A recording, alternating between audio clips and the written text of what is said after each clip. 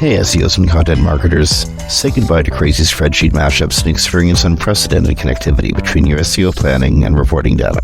Introducing Audience Key, technology for keyword mapping, content brief automation, and rank tracking that form an SEO strategy system providing unparalleled feedback loops between planning, reporting, and optimization activities. Put your time and energy into strategy, not data upkeep. Visit audiencekey.com and apply for a free trial today.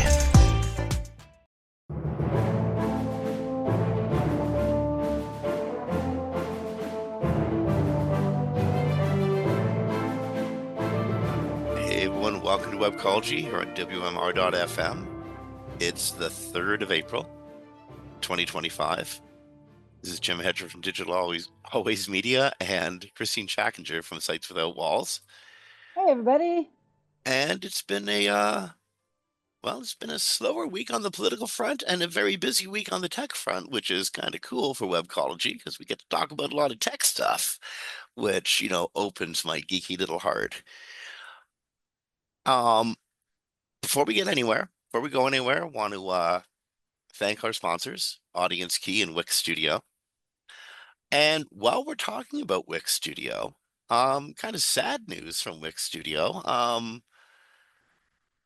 Morty Oberfeld, the great Morty, is moving on from Wix, opening his own shop.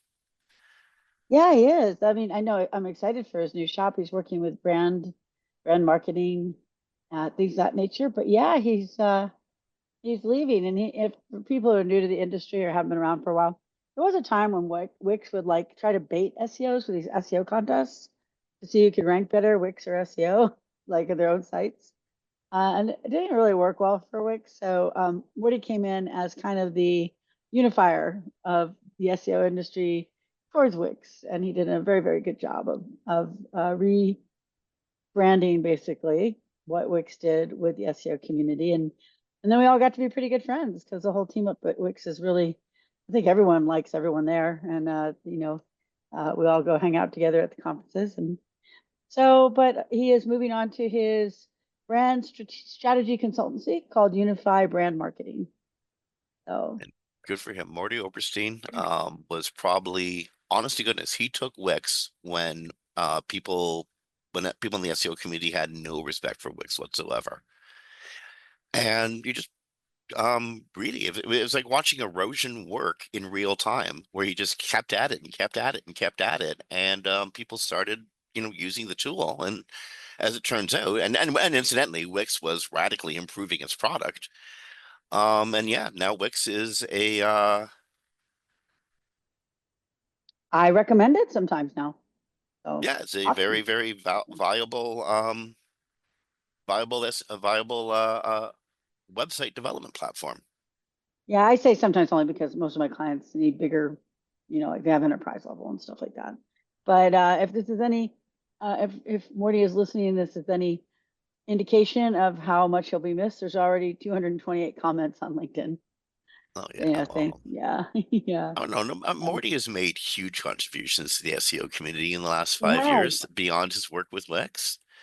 Wix gave Morty a platform to develop his own brand as well as working on the Wix brand, and he's done a remarkable job of it. He really has. So we'll still see him around because he's still in the industry. He just won't be with Wix. But if you do need someone who can help you with brand strategy, as someone who turned around the Wix brand with the SEO community, he'd probably be a really good one to go to. Well, I would think so. And wasn't Morty talking about brands and brand strategy like over a year and a half, 2 years ago, almost like seeing where Google's going right now? Yeah, oh yeah, he's been talking about it for some time, and he also helped a lot internally at Wix, like helping to rewrite SEO documents and getting that underway. George Nugent took that over, but he was the originator, I believe. And then there's Crystal Carter, who's still there. If you know Crystal, she's amazing, and I think at this point she'll probably be the contact for the time being until if they replace Morty. But Morty, we will miss you at Wix for sure if you're Morty listening. Oberstein, good luck wherever you go, bro. You're going to do amazing. And you Yeah. have a community that really cherishes you And behind you. we will have him back on here in the near future. to talk Yeah, about brands. actually, I'm really curious to talk brands with him in light of what's happening at Google, but we'll get to that Yeah. in a little Well, bit. and outside the constraints of it's now his deal, so he can say whatever he wants about brands. That would be very interesting. Oh, indeed, yeah. Actually, last time we talked to him, he was our sponsor after all. Yeah, yeah. Now we can say whatever we want to him, right? Yeah. Okay, Uh, moving along. There's a new documentary out, Twitter, Breaking the Bird. A look at how well, disturbing ideological dogma kind of acted like a shotgun, taking down taking down Twitter. Yeah, the documentary basically follows them like through the early days of Silicon Valley and when they were, trying to change the world into what we've become now. Well, And it's kind of a look at ideologies as they evolved from 2005 to this point, eh? yeah, and it's a lot of interviews with former Twitter employees from the early days, and even when talking about in the early days how the founders were reluctant to censor abuse. So it should be really interesting. It's do we know where you can see it yet? It's described as a disturbing ideological dogma. A movie about that. No, I'm sorry, I just assumed it was on streaming services. It's out I'm there. going to guess too. Yeah, it doesn't say actually in the article where you can see it, but you'll be able to see it soon. So it should be interesting. Called Breaking the Bird. Yep. Okay, so Google Business broken down. And it's still broken down. Our weekly Um, story. What is this? What did you call it? well, it's just like London Bridge, right? I mean, if you can remember the Yeah. mnemonic, London Bridge is falling down. Well, Google Business broken down. Again, this week, as always. My Just a Fair different one. Lady, over and over and over again. So, um, a Google Business Profile bug keeps resurfacing. Old fake re with keeps resurfacing old removed reviews, old fake reviews. So those reviews keep popping up. It's like you're playing whack-a-mole. Well, the game's Yeah. rigged against you. It's a bug. Yeah. So Stefan Sombora, a Google product expert, said, if you had fake reviews removed from your business profile, now see them returning, sometimes several years later, Google just acknowledged this as a bug. So it will get fixed when, who knows, because it's Google business. So, So our advice is to go to the Google review and as a reply, write, "This is a bug. This is only yeah. a bug. If this was a real review, I'd be angry about it, but I'm not." Or something Yeah. pithy like that. Trust me, your customers will understand and they won't be turned off at all. Not at all. That's all. I mean, seriously, how many people are going to see reviews that Google knows should have been scrubbed and were How did it come scrubbed? back? Yeah, I mean, there's bugs and then there's bugs that really hurt people. There's Um, bugs and there's bugs that should have been caught in QA testing. yeah. This is one of those. So more on bugs. Um, Google Business Profiles, your edit was not approved glitch. So apparently there's a glitch where you edit something and it says, and just simple edits, that it wasn't approved. So You work it'll really be, hard on this. Like you spend an hour or so, which is a lot of time in the SEO world, and then you get the note your edit was not approved. yeah. That sucks. Yeah, so they haven't confirmed it as a bug, but everyone's pretty sure it's a bug. So I imagine it'll be fixed at some point. We think this is Google business. You never know. Well, yeah, I know no, I just mean, laughing, it but will it's be fixed at true. one point. Just how long it takes to get there. I mean, it will What happen eventually. It's an infinite universe, right? exactly? Was it one of our stories like 2 weeks ago that's been going on and off for a year, and it's dog Well, just looking but you see, there's different bug. definitely a universe in which we report that Google Business is working all fine. And if we can just get our quantum chips working properly, we can meld these universes and fix Google Business, or maybe just like have AI just rewrite the whole thing over and over and over again until it gets it right. It's Yeah. very frustrating. It is just so frustrating because like we report on bugs sometimes as in a funny tone because oh my God, Google's screwing up again, right? But this is actually people's businesses, lives, times, Yeah. hours, and frustration. Sometimes you just have to laugh so you don't cry. Because Yeah. we report on multiple Google business bugs every week. That's why I moved it to the top as an announcement because there's so many bugs. Sounds like maybe Google should take like a little of that money they have, just a little bit, and like do a whole, check of the system because there's so many bugs. Well, yeah, you know So that money that you're not allowed to give Apple anymore? Instead of giving it yeah, to your exactly. lawyers to be allowed to give it to Apple, give it to Hire some of your developers and programmers QA people. to make you better than Apple. You know. Exactly. There you go. Okay. This is, I think, a story of some sort or another. We're going to be reporting on layoffs a lot moving into the future, and this one's a little bit Yeah. different. This is more hubris than economic, but Automatic, Matt Mullywig's commercial side of Our WordPress WordPress, yeah. terminated 16% of its workforce the other day, citing productivity and the need for financial capacity to invest back into the company. Sure.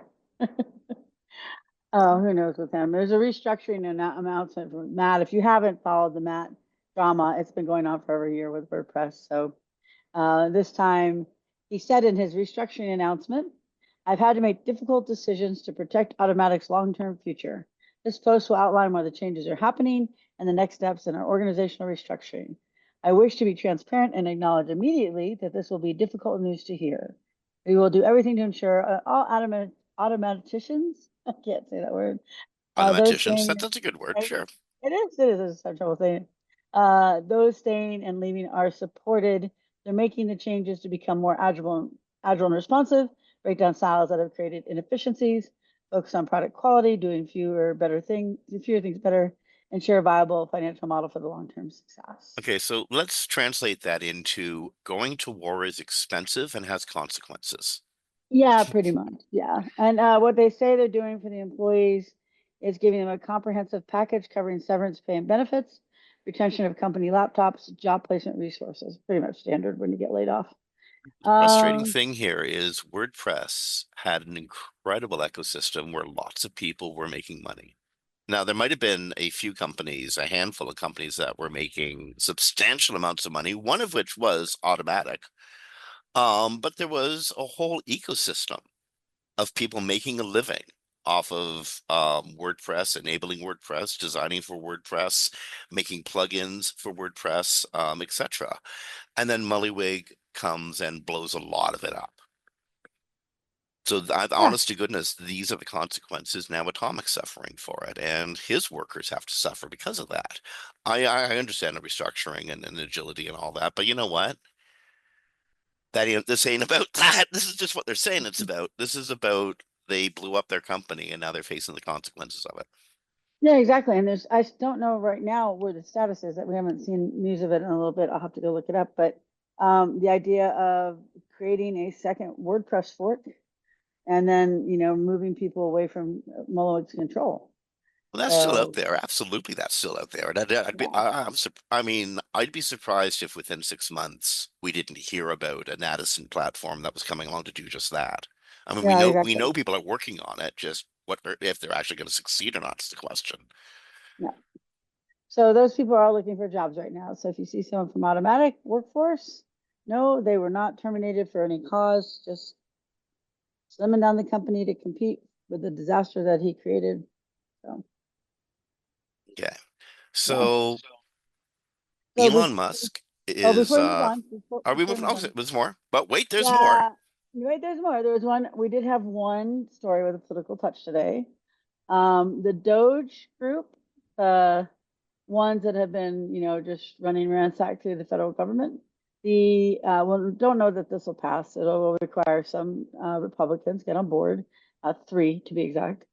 But a Democrat did put a bill in today that would restrict their ability to spend any money on Doge. Like Doge's funding would completely go away because Congress controls the purse.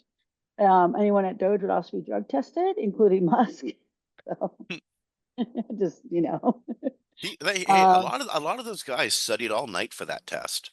well, and he's publicly admitted multiple times about his drug use. So it's like, so anyways, it's Representative Mickey Sherrill from New Jersey, and she has put this forth this bill, and hopefully it'd be great if it got passed. I mean, difficult to see it get passed, but at least somebody is attempting to rein them in.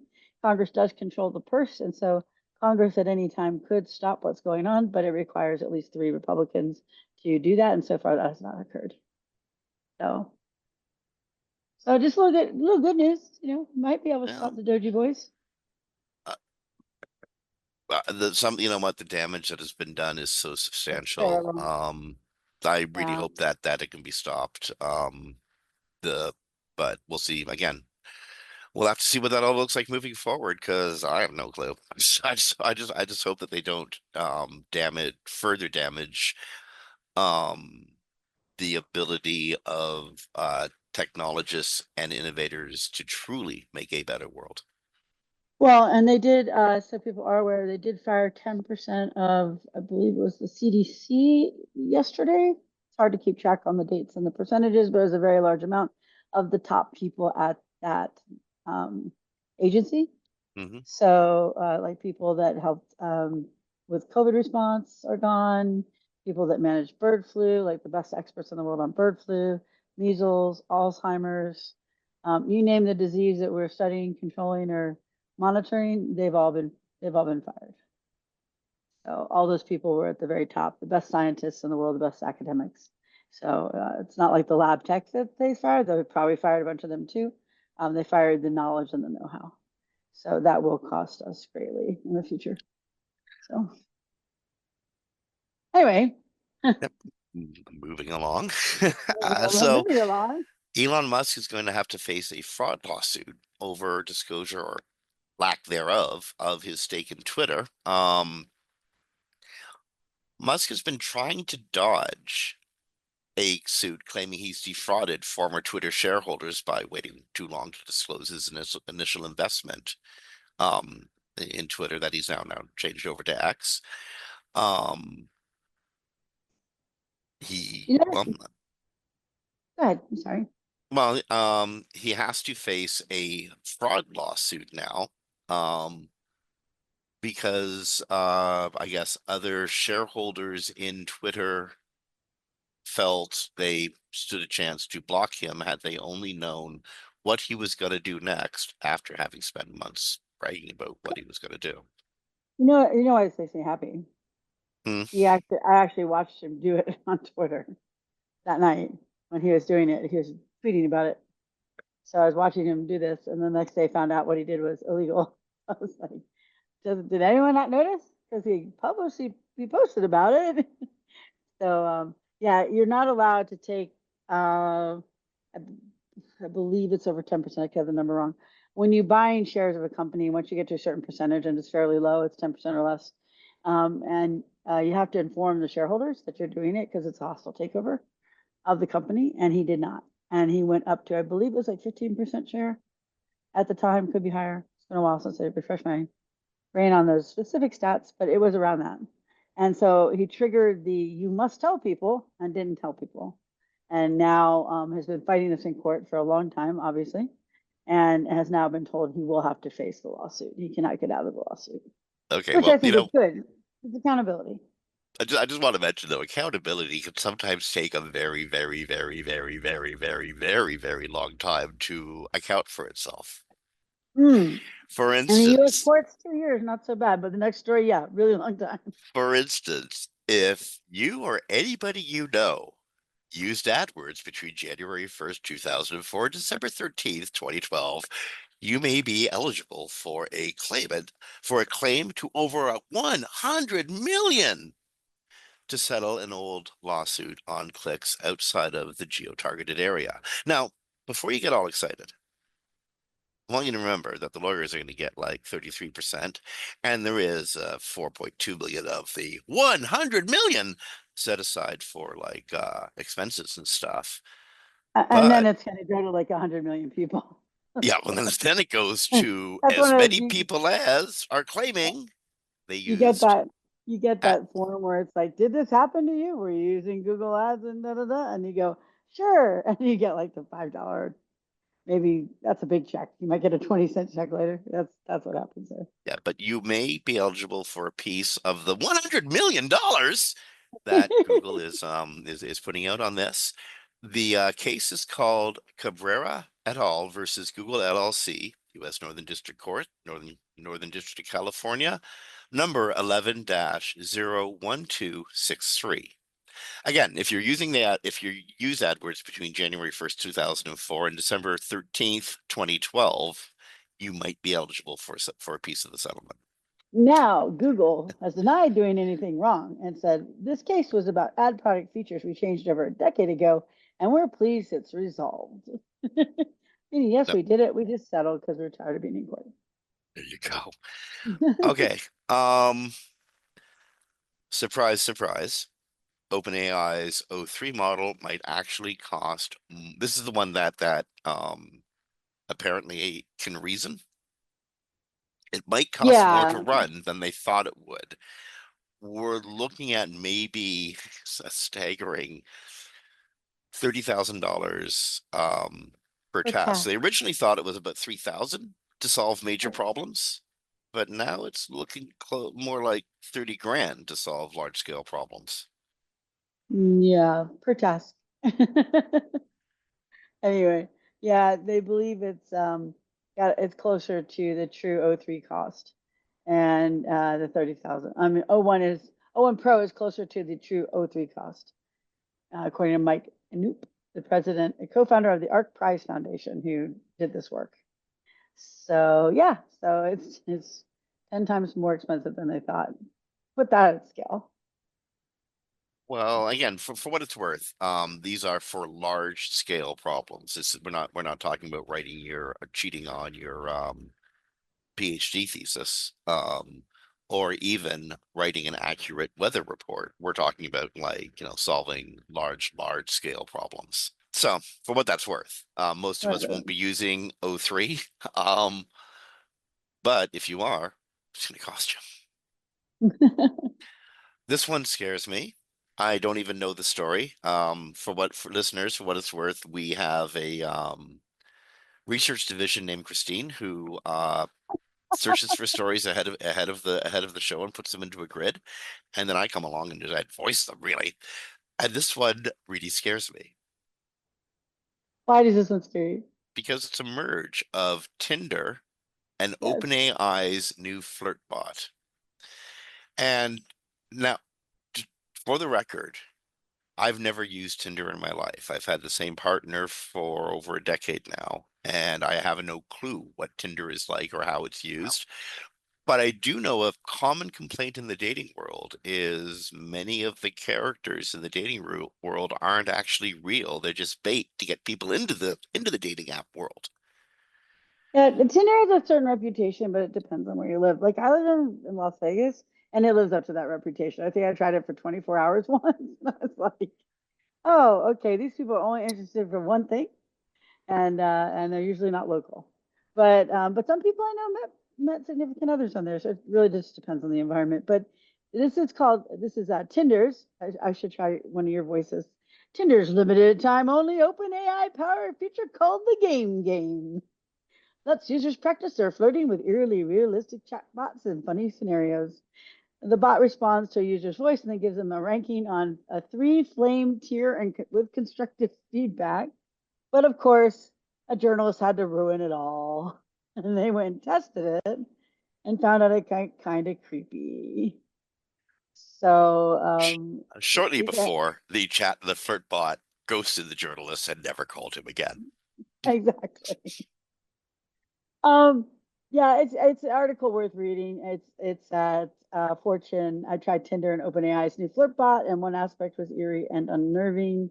It really said is not really meant to be a blueprint on how to flirt. You know, humans are much more complicated, and connections are much more nuanced. Than the game is more about helping people feel comfortable expressing themselves and delivering a formula for success. So he said it's very responsive to his poor attempts at flirting. He attempted to flirt poorly on purpose, but it was unnervingly realistic, and the way it reacted to his pickup lines and the supposed authenticity of his statements. Uh, there is a recent studies, Jim, you may not be aware of these because they're not on our grid today, but that people that interact regularly with these kind of like not a flirty chatbot, but one that voices with you, actually often makes them more depressed and more sad. and that these, of course, can often go off to the beaten path to the very wrong direction. So, but anyway, apparently on Tinder, you can test your flirting with a bot, and his bot was called Swoonbot. Swoonbot. Swoonbot. It's a good name. Okay. Yeah.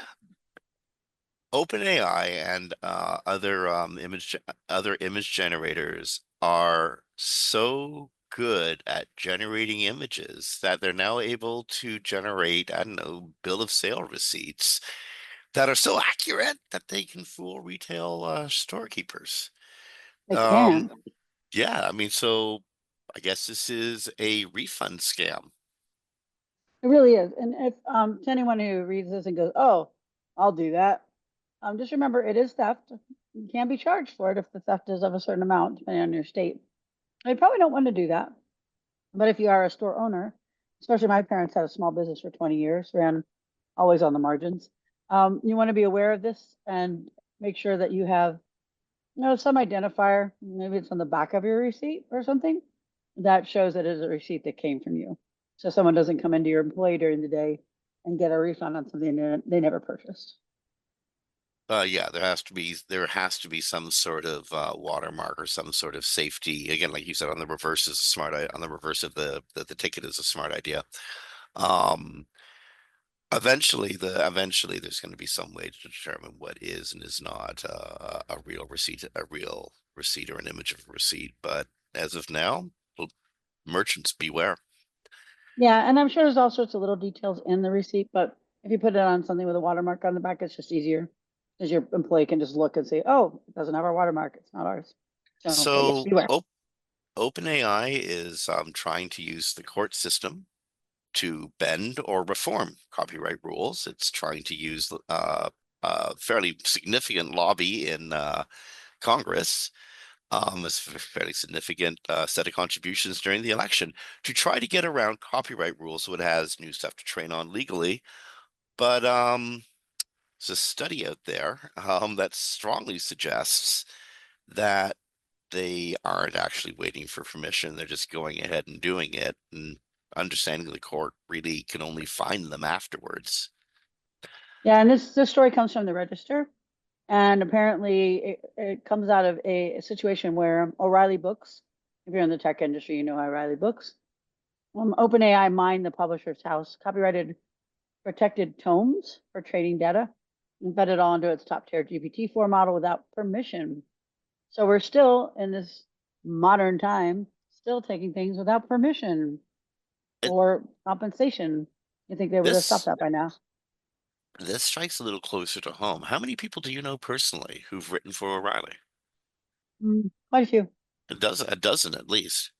Yeah. If they're from my SEO career, easily a dozen people who've specifically written a textbook for O'Reilly, and all of their material has been hoovered and is being repurposed. And it makes you question two things: one, the value of the book itself now, and two, the value of that person's, how to say this, that person's opinion in the book, 100% solid. That person's opinion in the AI generative response that's been taken out of the book, probably pretty solid, but not guaranteed anymore. Exactly. And so people know how this tested it, how they tested it. They ask questions of the model, right? And they perform something called a DCOP, DE-COP, inference attack described in a 2024 paper. This is in the article. But basically, they just gave a string of multiple choice questions, rated how they answered it. And often they came back with the exact text that they had listed. And they used something called an area under the receiver operating characteristic score, an AROC. The higher the figure, the more likelihood that the neural network was trained on the passages from the 34 books they tested from at 50% or better. So they're getting better also at proving the theft. Remember in the past how they got a prompt engineer to kind of prompt it out of it, and then OpenAI like accused the New York Times of like doing something nefarious, and it's like they just used a prompt engineer, but now they actually have ways of actually measuring the amount of copyright. Which also says, people, if you think Google can't detect you, use AI content. But anyway, we'll go back to the next thing. So they are going, looks like they're going to court for that probably. But they want to ban the But copyright again, rules. even if they go to court, Yeah. OpenAI and the other LLMs are still going to run roughshod of the whole concept of copyright, and they're going to beg you to punish them for it later. And they have a really good defense. Not that I like the defense, but I mean legally it depends. Once it goes into the model, it can't come out without destroying the model. So then OpenAI can argue it would be too cost, just it costs them too much to undo what they did. So if I throw this baby into the wood chipper, it's Oh, okay. Okay, forget the analogy that thing fell apart the how moment I about a started saying it. banana into the wood chipper? No, baby is much more interesting. Okay, let's move on. Let's talk about somebody who might actually do such things. Elon Musk has sold XAI. I'm sorry, has sold Twitter, has sold Yeah. X Twixter to XAI, the owner operator of Grok, which may well be the most honest AI out there, weirdly enough. Um, Yeah, just ask it about Musk. It tells you lots of things. well, no, Not no, no, good. no, no, no, you know what? Grok is anti-fascist. Oh, Is straight interesting. up anti-fascist. Grok does not like fascism, and it's the weirdest uh dichotomy. Musk is a fascist. His invention, Grok, um, obviously read the right books, Mhm. and it now owns Twixter, Yeah. which probably means if you're on Twixter, you know how they say if it's free, you're the product. Even if you're Yeah. buying your check mark, you're still the That's, product. And that's well, you're getting grokked. Definitely getting grokked. Well, let's also put, and it was a story this morning that doesn't have a lot of detail yet, but he bought it from himself for 33 billion, but it was worth 44 billion when he bought it. And as actually that price has come back because of the people coming back to advertising. But they're trying to figure out where the $11 billion went that he got from the banks because that he would have to pay back. So stay tuned for more on that story. Okay. So speaking of X, if you are on X, you may be one of the 200 million email IDs that were leaked in a massive data breach. 201 million, I'm sorry. A few million between friends.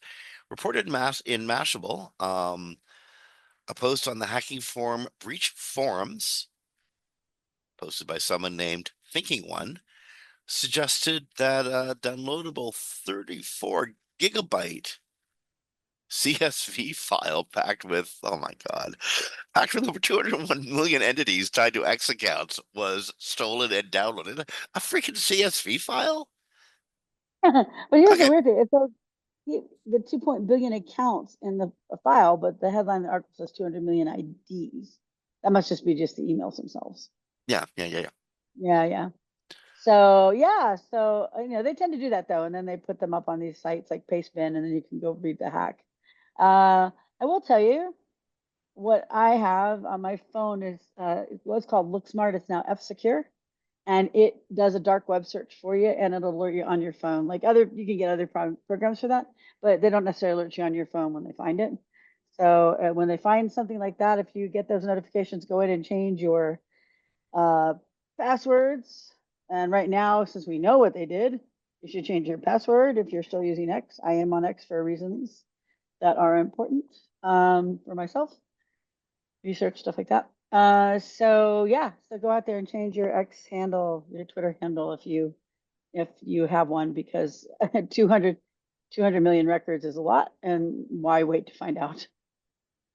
indeed. And like many people on X, if you do stay there long enough, you may have to seek help. True. Um, that sounded so much better in my head. Okay, so there's this guy, he's a journalist. His name's Ben Black.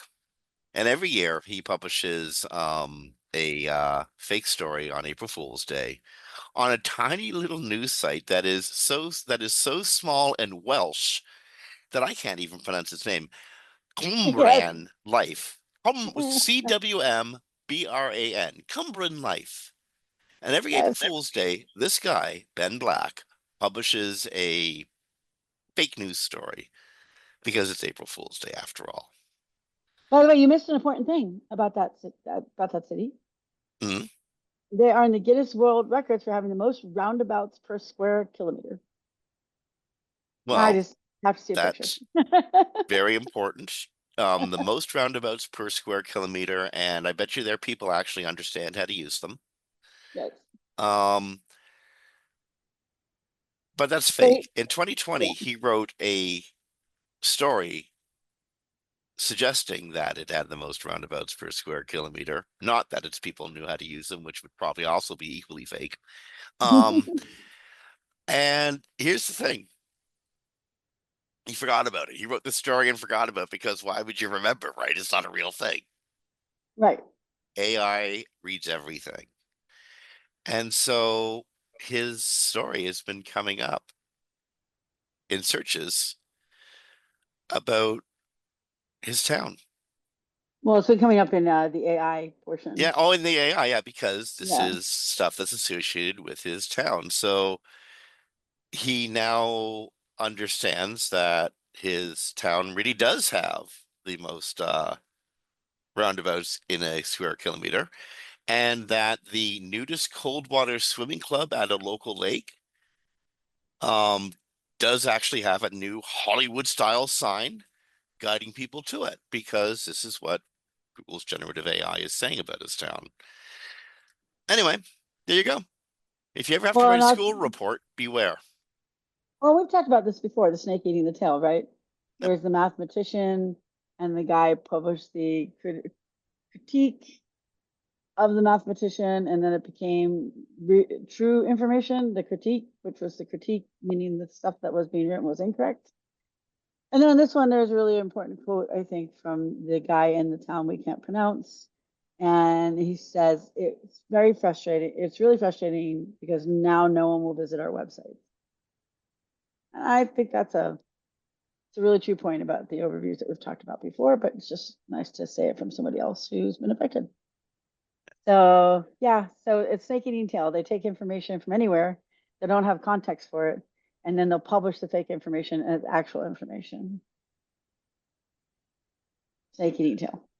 So, what do you think Microsoft's done? Microsoft has made Bing Copilot Search is now live. So if you're using Bing, you will have a easy interface right across the top navigation, in fact, to get to a Copilot response. Cool thing, you're being given the opportunity to click on Copilot rather than it just coming up. But frequently, it's going to come up anyway if Microsoft thinks it's the right thing to put in to improve your search results. So Yeah, and there they you go. have yeah, and they have the Copilot search that's live, which is like just like AI mode, I think, for Google. And what I know that I think that's them doing basically a prefetch and then serving up results based on that. I mean, that really have your AI your Copilot search at Microsoft is a Microsoft search. Yeah, the thing is, that I see people, and this is just a little sidebar, but I see people in the industry. What do we call it? Generative experience? Do we call it? No, it's SEO, and it's still just search because they're all summarization engines. Every single large language model uses a search engine to bring back a bunch of articles and then summarize from them. So, if you want to appear in there, we've talked about this before. Make sure your SEO, whatever engine you're trying to appear in, is good for that search You know, engine that runs beside it. I'm gonna say this once because it's mostly free form and I haven't really thought through it enough to really say it, but there's there is a way to write content that LLMs and AIs are more likely to pick it up, but it's not in the way you write the content. It's just that you provide so damn much of it and make it good and new and interesting. But honest to goodness, the way to get noticed by AI, and in my experience, I've got this one ecom that is just providing so much information on every aspect of any product is described. We've been doing this for a couple of years now. It's been a strategy for a few years, not because of AI and LLMs, by the way, because I thought this was what they needed to do to sell their products. And oh my God, Google is loving it. and we're getting tons of responses, references from OpenAI, from Gemini, from Perplexity, etc. But we're also doing really well after the most recent algorithm update, the core update, and I think it had a lot to do with favoring content that was going to be favored and used to ground AI overview responses. Yes, So exactly. And that's why good your way to best do it. AI. Arm them with tons of content. Just give them everything you could possibly give them, and they'll like you Yeah. for it. Yeah, and that doesn't mean, I don't think Jim means like write 2,000 pages on soup. It means Oh, no, like no, no. Make it provide good. wide, Make it. diverse, compelling content on a topic. It has to be viable. There has to be a reason for it to be there. You're not just writing for the sake of it. Indeed. Yes. Okay, somehow we got to that because of a Bing Copilot search. You will succeed in it. I honest to goodness you can. But you just have to work twice as hard. That's the funny thing about this universe, eh? All these it's it's so much easier with AI and stuff. It does all the work for us, but you have to work twice as hard to get it to work for you. I kind of want to jump to the Google brand ranking system story. I love this story. Yeah, you love it? I do love it because it's so true.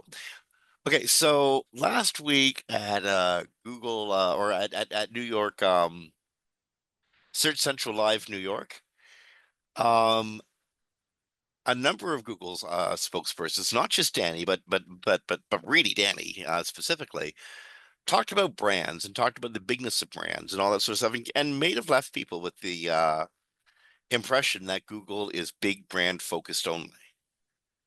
That's not Not true. true. Yeah. No, not true. Oh, sorry, you yeah, go for it, please. Oh, no, I was agreeing with you. It's not true. Yeah. A lot of times what he has one statement, very short, sort of great article on SEO Roundtable with a lot of quotes from Danny and links. So you're going to want to go read this. We can't cover all that. But he has a great statement in here, and he says because he mentioned brand, and he was talking, in public, and how you and I, when we speak, sometimes you say something and you go, "Oh, crud, I shouldn't have said it that way," because now people are going to think the wrong thing. That's what happened. But so he's trying to clarify.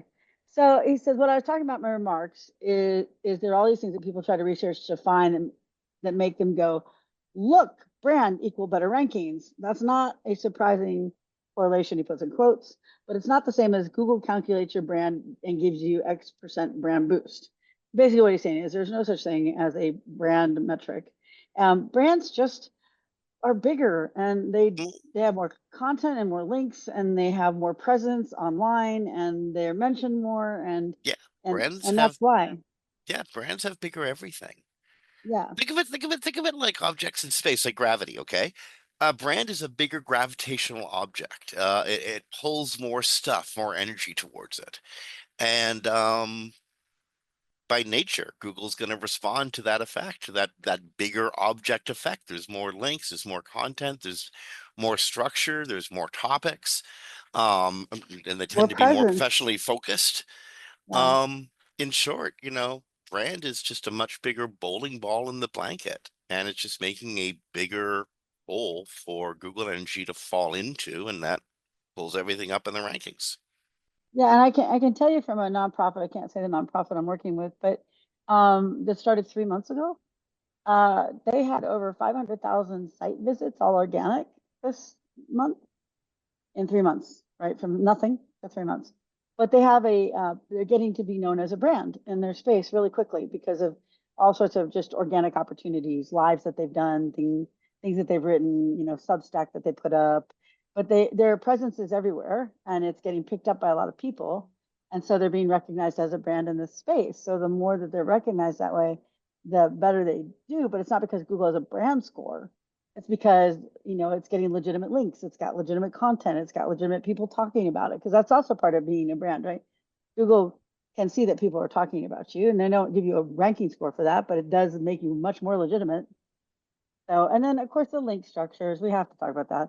The inbound links to a major brand will help them with a lot of things that might hurt a smaller one.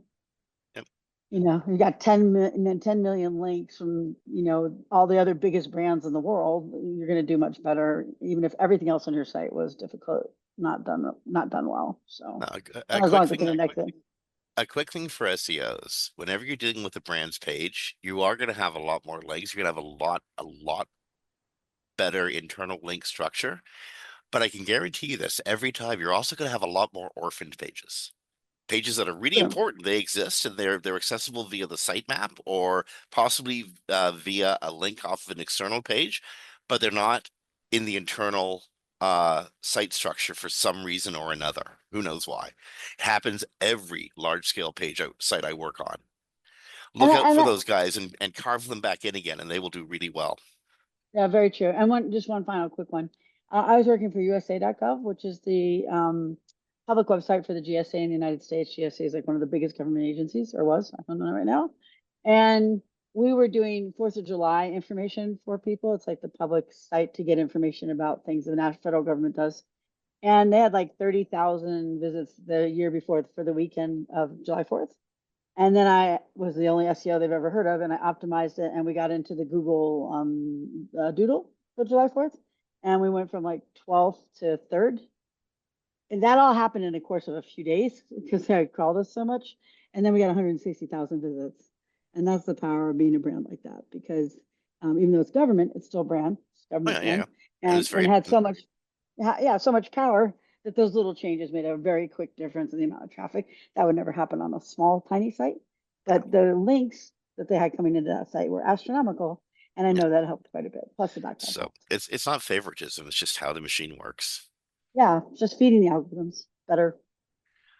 Okay, Google AI Overviews is testing a check important info disclaimer. So this is happening on both desktop and mobile search results. And when you see an AI overview, that you may see a disclaimer that reads check important info.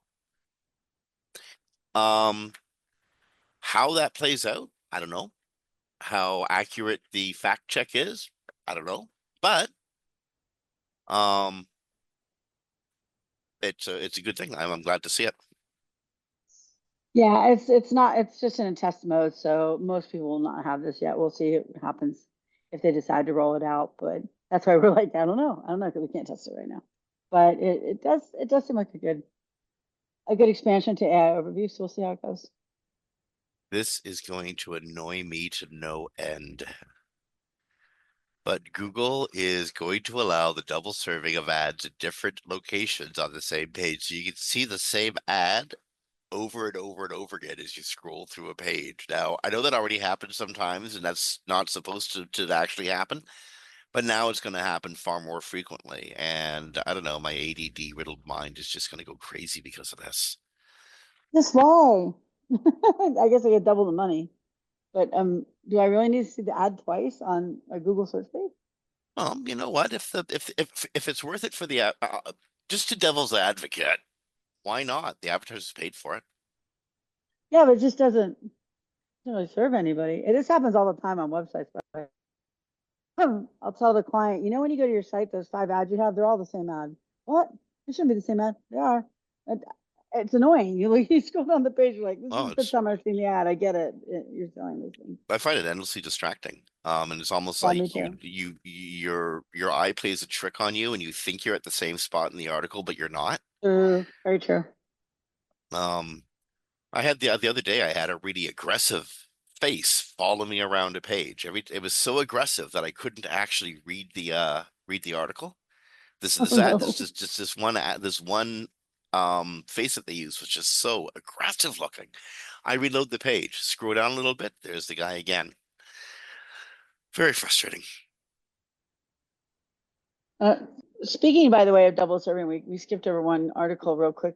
It's Google ranking Reddit AI translated pages too well Yeah. in Reddit. Yeah. So, apparently it will rank the English version and then also the translated version um,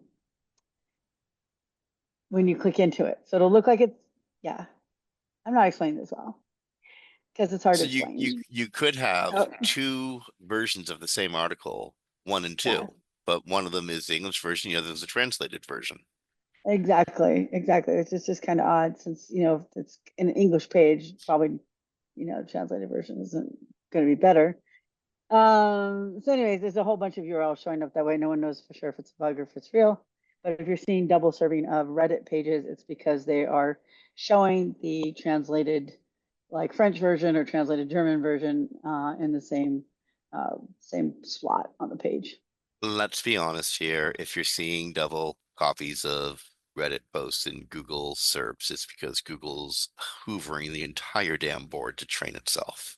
Oh, sure, 100%. Yeah, That's totally. the real answer Yeah, here. 100%. And no one put in a block saying, hey, if it says translate to French, don't show this page when you already have English there. So Now, anyways, at the I'm an same English learner. time, Google, your ability to read JSON files is staggering. Thank you so much. I can't tell you. Thank you. Thank you. Thank you. Thank you. And again, thank you. Like, I'm serious. Have you seen the JSON phenomena? No, I don't. I'm not working with sites right now. They're heavily relying on JSON. I'm just I'm having a very good week. Very I good. really, That's really am. awesome. The crawl rate is phenomenal, and the information that they're getting, I don't need a pre-render server right now on this one trouble site anymore. Google's actually reading off of the site that it was never able to read before. Nice. Yeah, I'm just JSON's so a good. pleased. Oh, yay. That's great. Okay, This is so not so great. This is from the not oh so great column.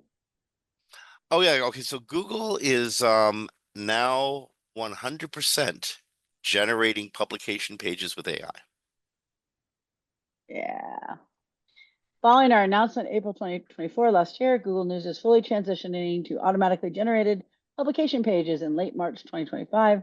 Changes to seek to improve our existing publisher workflow and simplify our current product experience. To achieve this, all publication pages in Google News will be generated automatically. Google News will no longer use RSS feeds or web locations that were submitted in Publisher Center. As a result, publication pages that were created by publishers manually will no longer appear to users in Google News. Some publications may not have an automatically generated landing page. This is a quote from Google and Search Engine Roundtable. And it says Publisher Center will discontinue non-essential customization features for public pages. It's too many P's. Publication pages in Google News, and the Google News tile will no longer appear in the Publisher Center. So they added 3 new sections of content to this document about this topic in the help document for publications. Google distribution settings. You need to read this. We don't have time to go over all these, but text-to-speech distribution options on Google Assistant, and then video news on Google News and Google Assistant. So for video news, publishers will no longer be able to use Publisher Center to submit YouTube content for consideration in Google News or Google Assistant. So they're just automating it all. I don't think that's a good thing. I've seen a lot of negatives with the moderation they've already done with automation. But what do you think, Jim? Honestly, first, Google News has been compiled by algorithm as long as Google News has existed. So human hands haven't really touched the composition in a very long time. So I'm not so concerned with lack of context and lack of editorial oversight, because that's been going on forever anyway. What I am concerned, excuse me, what I am concerned about is Google News losing or reframing the context of something because the AI or LLM didn't fully understand, or maybe tried to apply too many understandings of a story and completely flubbed what the story was actually about. I'm very concerned about that. I'm also concerned about the fact that they took away the ability for the publisher to control parts of their publication. So, like in the global distribution center setting, you can't control where you restrict your content from appearing in certain countries. And if you are in countries where your publications views aren't welcome and you no longer can restrict that, that could be problematic. Although that is probably something Google will give you a toggle, perhaps some power over. Although in the end of the day, if content is being pulled from your publication and used to compile generative answers, it's pretty hard to see how you can block those from going one place or another. There is one exception to this, by the way. News showcase panels, those people can still block by content, by the publisher center. But basically, the publisher center is just taking away the ability to control what you put in there, like having the RSS feed, and having topics or subpages in your site being given to Google. So they're just going to automate all that. I think that's where the negative comes in. Speaking of negatives, here's a story that really, really spooks me, really scares me. So this is, I mean, again, this seems like it is so convenient, and in many ways, I bet you it is so convenient. But this is definitely a argument looking for its own proof sort of thing. So Google is adding a new feature to its Notebook LM that is going to allow the AI note-taking tool to go out and find its own web sources to summarize and narrate any statement you might make. So I'm sitting here writing about how the world is flat, and I go hit discover, and like Google's going to go out and find a bunch of ways to source my statement, and I bet you they could too. This is scary. I'm sorry. This is for 99.9% of the people who use this responsibly. I can see this being quite useful. For that other 0.01%, oh my God, these guys are going to run amok. Yeah, and also, to be honest, this whole idea of summarizing, again, here's my objection to it. It's just a very human, personal one. But when I go to write something, I spend a couple weeks researching it, going down the rabbit holes, learning all the nuances, learning all the arguments and the counter arguments. And then when I'm done, I write an article. If And someone you're is way better summarizing, prepared to write that article. exactly, and talk about it and to deliver it in speeches because I know the topic now. If all you do is have something go out and find you sources and summarizes them and narrates them for you, how often at that point are you learning anything? Because you're really not. You're not learning the arguments and the tenets. You're like getting a summary, which means a lot is omitted, right? So I would strongly suggest to anybody who values their ability to logic through problems to not use this kind of tech unless you're just using it to get an idea of where to start. Because if Yep. you're using it for the final product, that means you really didn't learn about the topic. And that means you're not going to be able to answer the questions people will have for you because you never logicked it out in the first place. Also, not good for your brain, but that's another story. Back when I was a kid, we used to have an aphorism, something we would just say to each other. And it was never trust anybody over 30. And that's because they had a different agenda than we kids had. They totally had a different agenda. They wanted to be responsible adults, and we wanted to be dumb kids. Never trust anybody over 30. Well, I think in the new information age, we might want to change that a little bit to don't trust anybody under 20. Because like there's a high likelihood they don't know what they're talking about. I have seen it used. I'm helping this nonprofit interview some people, right? And they're going to bring someone on board. And I said, please let me check their skill set. And they had this marketing plan, right? And they put up the marketing plan. I could instantly recognize it was Chat GPT formatted. And I was like, yeah, their plan isn't their plan. Their plan is there from ChatGPT. Well, what happens when they get into that job? They don't know how to do it. And then I went and looked at their socials and all that sort of stuff, and they did not have a skill set. So it's like, yeah, it could help you on the surface, but whether you're doing research or whether you're applying for work or whatever you're using it for, but when you get into the depths of it, where you're going to be pretty lost because you aren't going to know the depths of the topic. So Okay, so there you go. If there you go. beware of the discover source tool, um, especially if you're arguing that the world is flat. Yes. Okay, now we're into the fast stories, and that's not a moment too soon because we are seriously going through time. Yes, we are. So Google AI summaries are now appearing in local knowledge panels. So they're adding to the knowledge panel on the right hand side about the summary or report the summary if you don't think it's right, and it's going to summarize the whatever's in the knowledge graph. Could be person, place, or thing. So Okay, we'll see how those go. so we reported a couple weeks ago that Google is going to be providing ads to Meta and Meta properties, and that they will let Meta people advertising on Meta track and analyze the efficacy of the ads through Google Analytics 4 and through Google Search Console. Well, to further their integration, Google Ads Conversion started a goals section where you can set where for WhatsApp messages and Google Ads. So it's called Conversion Diagnostics. It's a beta feature. Lets you check your diagnostics a lot more regularly to make sure that you're accurately measuring conversions, that you're doing it correctly. But this is the first tool I know of that Google's made for the Meta ecosystem. Yeah, it really is. I don't think I recall them ever doing that before. Although, as we talked offline, Meta Facebook has one of the largest data sets that's been untapped for training outside of Meta and Facebook. Basically, users and ads and things like that. So this may be the beginning of getting some of that data through WhatsApp. Oh, I would have to think so. I mean, it's Yeah, just so much juicy information there. exactly.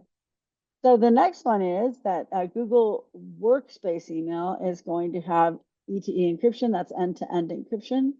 So end-to-end encryption is really important if you want to make sure nobody can see what you're sending.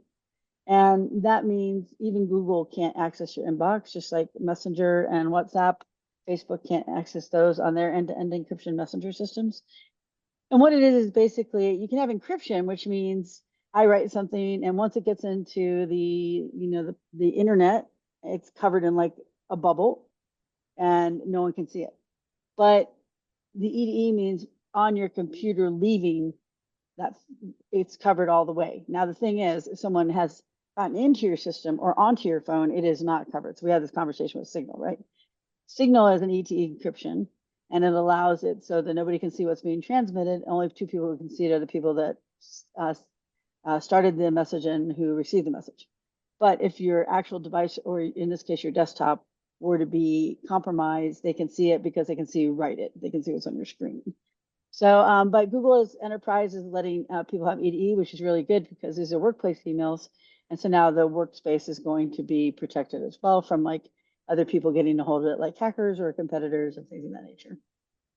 Yeah, I miss my BlackBerry. I had end-to-end encryption years ago, but it was on a You BlackBerry. were a BlackBerry. Yeah, you were a BlackBerry guy. I miss my BlackBerry. Okay, we got to keep moving. We're slow pushing Well, time. you're the one talking. Go ahead. I'm teasing you. Okay, Um, Google's knowledge panel is coming with promotion clippable coupons. So coupons are now in knowledge panel.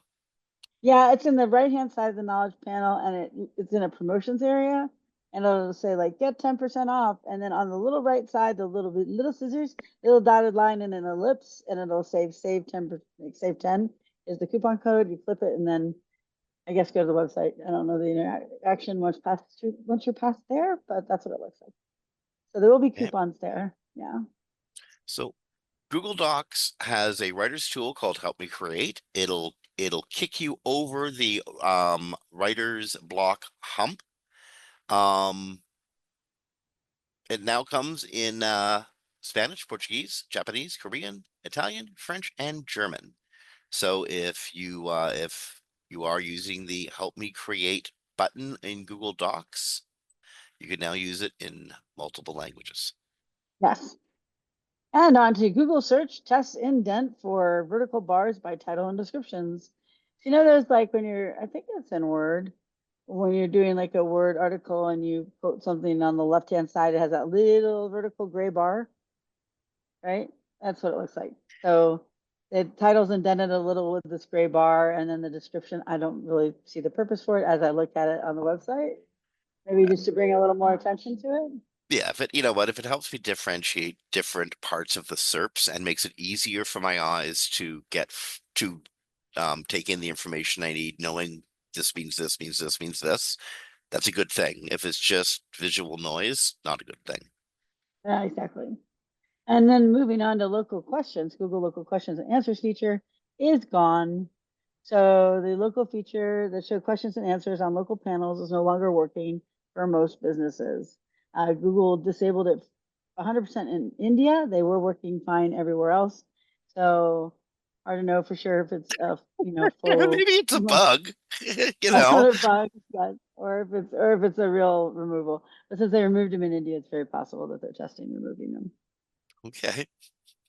Yeah. Why? Okay, so a lot of people leave stuff out for curbside pickup, but that sounds kind of junky. So they're now calling it contactless. Now, see, I like curbside. It's like friendly, and it's like, oh, I'm going to the curbside. Contactless though Yeah. is not accurate because Barry makes a very good point in his article on this at Search Engine Roundtable that when they come, often they give you the bag, hand it to you in the car. So at that point, it's no longer contactless because you're transferring it, from a person to person. Why does this Um, sound like we're talking about drug dealing? right? I get the contactless, but that feels like a pandemic word, not like a post-pandemic word, unless they know something we don't know. But yeah, yeah. Well, you know what Google does, in fact, they can predict a flu outbreak a week before it happens just based on people's True. search results, right? Yeah, and we no longer have somebody who will warn us of those, so they could know something we don't know. But I don't like contactless. I just think it makes people have to think, and it's not entirely accurate. Curbside is friendlier, and everyone knows what it means. Oh, but either way, oh. Um, and then Google Ads is gonna show more overlay to load more ads in your shopping results. That sound like fun, Jim? Yeah, why not? No, well, sure. I mean, it's real estate. Just put ads in. Um, how to say this? I love Google Shopping. Honest to goodness, I love Google Shopping. It's driving great amounts of traffic to a couple of my ecom clients. There's nothing sacred in the SERPs there. There's nothing sacred in the SERPs at regular Google. So while I would rather not have ads there polluting my chances of getting the click, they ought to be there. Why not? Well, here's a good thing. At least it's under a show more button now. Yeah. So it doesn't show unless someone tries to. So it doesn't automatically push your link down, which is No, good. we're not paying to be here. We're getting in here because Google's created the space for us to be there. So if my client was paying to be there, like paying Google money to be there, I'd be remarkably pissed. Yeah, but we're not, and it's But we're not not. adding another row, so that's okay. Yeah, Here's Google is testing promoting the Google Maps app in the desktop interface of Google Maps. And I that makes tell you, so every sense. time I bring up Google Maps, it's just been a disaster lately. But hopefully this will be helpful. Well, I don't here's the know. thing. When you're running Google Maps in Chrome on your phone, you're wasting resources. And your phone's only got so much, right? You're seriously crimping resources. You're running Chrome and the memory load Google Maps puts on Chrome while it's running. Of course they want you to use a special app in the mobile environment. Yeah, but this is desktop. So I don't know, it's fine. I mean, it's just a little odd because it already detects whether you're on desktop anyway or you're on mobile anyway. Oh, this is integrating your results with what's happening on your phone. That's what the QR code's all about. Oh, gotcha. So yeah, Okay. so it's keeping your desktop and your phone in line with each other. That makes a lot more sense. Okay. I was wondering why they had a QR code, but that makes sense. Yeah, So, absolutely. It's to educate your mobile device on what you've been up to on your desktop. Dwarf porn? I never bought this. oh, well, it looks like we have come to the end of our grid. Since we're out of time, can I mention one thing about tariffs, Jim? One helpful thing for people. Sure. So the tariffs that have been implemented. Oh, did you hear, by the way, real quick, that we've tariffed the island of penguins I believe where me, no being humans being live? a country outside of the United States that's dependent on trade, I'm absolutely aware of everything you guys are tariffed. So for people who are not aware, we tariffed an island of penguins. There's no humans that live there. Zero humans live there. Anyway, but one thing that people should be aware is if it's already here, some people like car dealers, Ford and GM are offering below invoice employee pricing on buying one.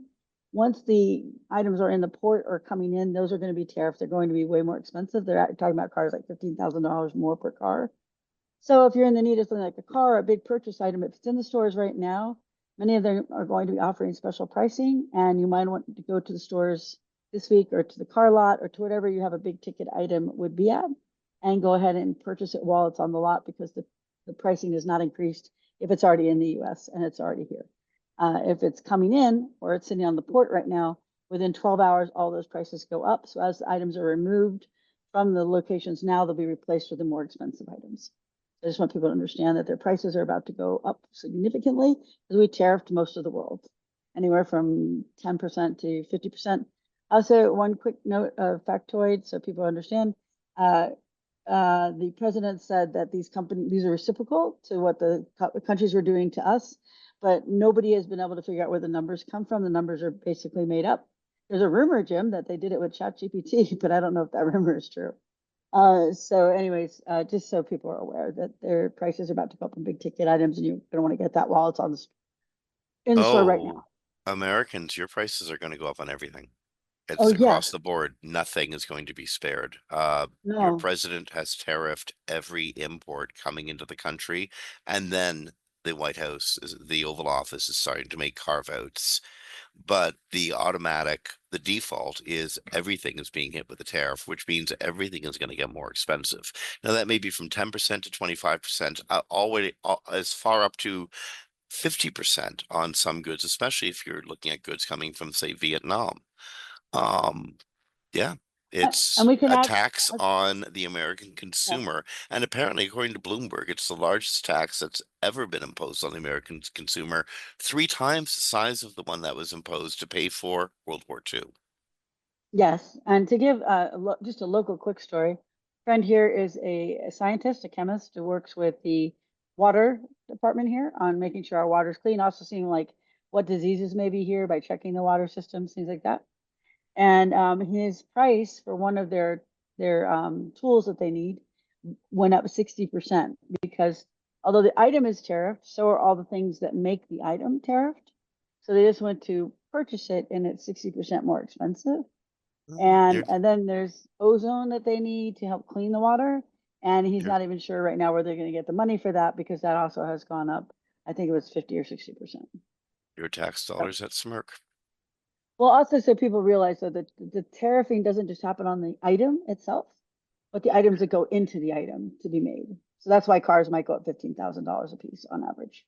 Indeed. So yeah. Anyway, just want to let people know to get out there and get the stuff before it becomes really expensive. Because a lot of people are living paycheck to paycheck. So And yeah, again, I'm outside of this of America, and at this point, you know what? Sorry, folks. Um, you know, 30 you voted for this, 30 you didn't vote for it, and 30 you didn't vote at all. Um, Eat the cost, folks, because it's killing the economy in my neighborhood. And I got a lot of people who I care about who are going to be out of work because of this. And it was unnecessary. And yeah, it's unfortunate.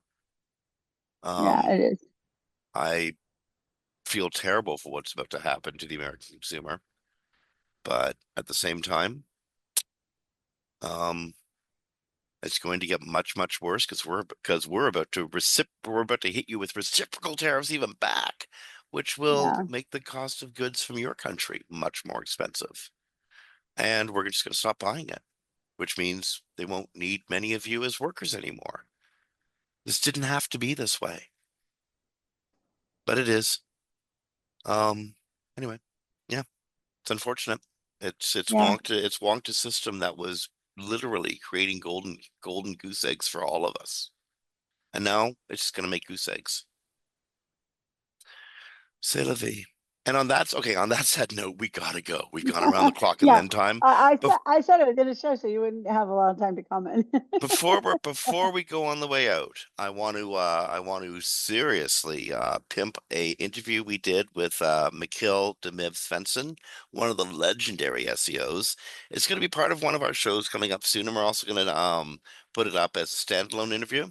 Um, when you see it, listen for it. Mikkel is an extraordinary person. Just come up with a SEO masterclass. The incredible amount of work went into it, and just talking to Mikkel and his history in the industry and his opinions on much of the stuff that's happening now. Delightful interview. Really enjoyed the conversation. Okay, friends, we've gone all the way around the clock. So you've been listening to Webcology recorded live to podcast on the 3rd of April. 2025. This is Jim Hedger from Digital Always Media and Christine Jackinch from Sites Without Walls. We want to thank our sponsors, Wix Studio and Audience Key. We also want to thank our producers, Ricky and Brasco, and Darren and Dan Brandy out in the front office there. Be kind to each other. Check your websites. Get a technical audit. It's the beginning of the second quarter, for goodness sake. Get it done. Rank well, and we'll talk to you next week. Bye, everybody.